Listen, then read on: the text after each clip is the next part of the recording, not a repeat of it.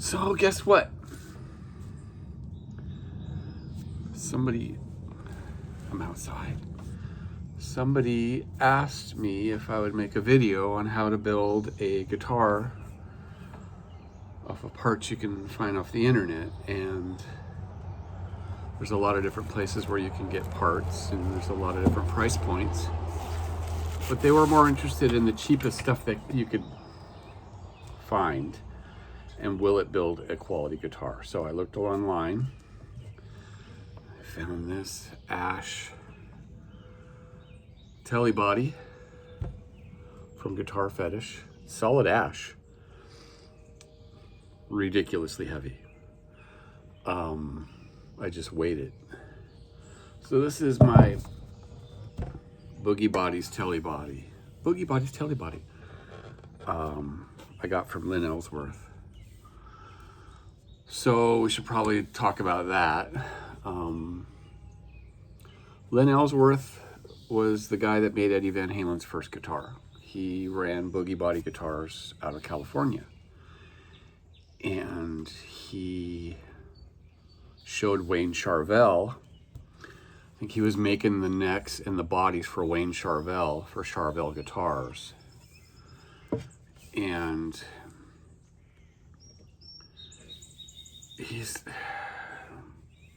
so Lynn Ellsworth was a really good luthier, and he built really nice things, but he was a horrible businessman, and he didn't take care of his rights, really.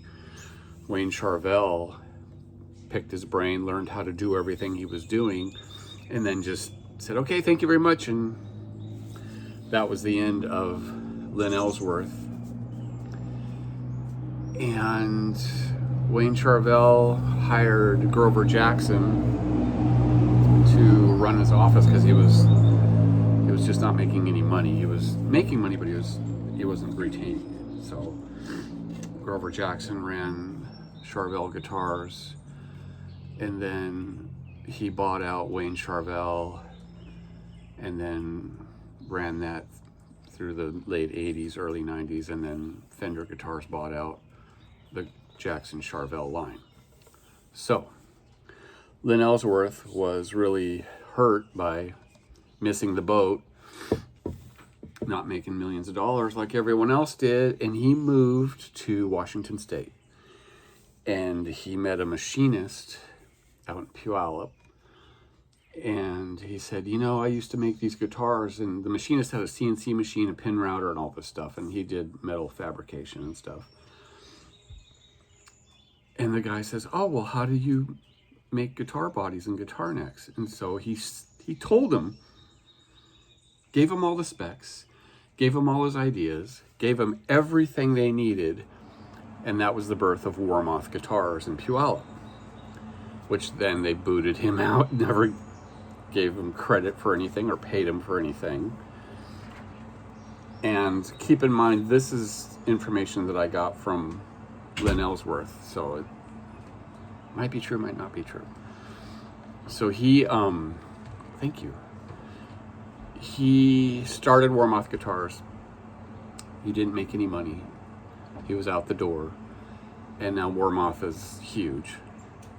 So he started making Boogie Body Guitars here in Gig Harbor, and that's where I met him. And he gave me a bunch of these bodies. And this is a thin line type Telly, semi-hollow. It's got a quilted redwood top from an old growth redwood tree that had fallen down in a storm. And I never finished it. I never really started it. So I've got a few of his bodies around. He was a super cool guy. Just always missed the boat because he trusted people around him when in business. You don't trust anyone in business. You can't. So unfortunately, he moved to Florida and became a security guard.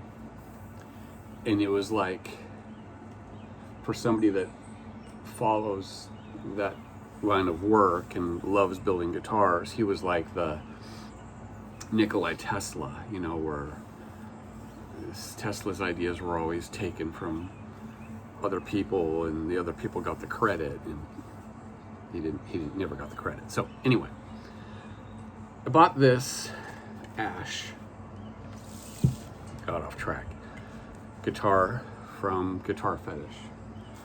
And keep in mind, this body here, it weighs in at about 4 pounds.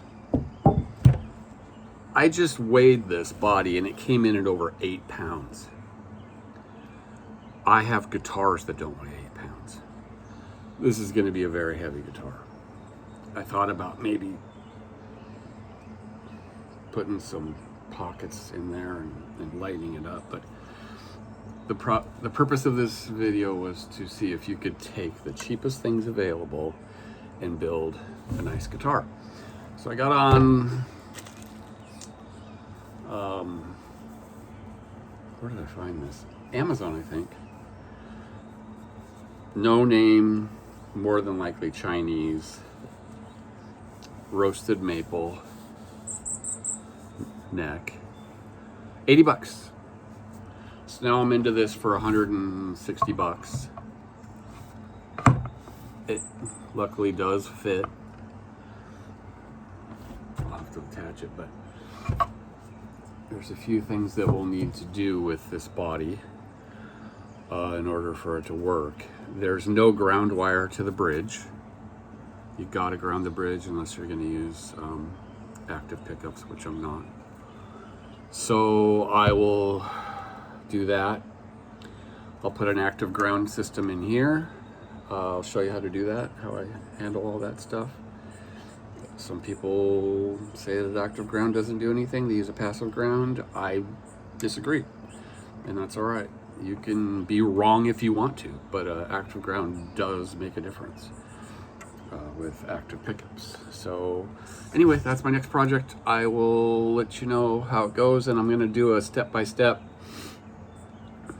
because a couple people reached out and want to know how to do this and how to make the soldering connections and set your soldering iron on your wife's table and mess up her tablecloth and she kicks you outside with the squirrels because apparently her fancy dining room table isn't meant for working on guitars. So anyway, I'll get to that.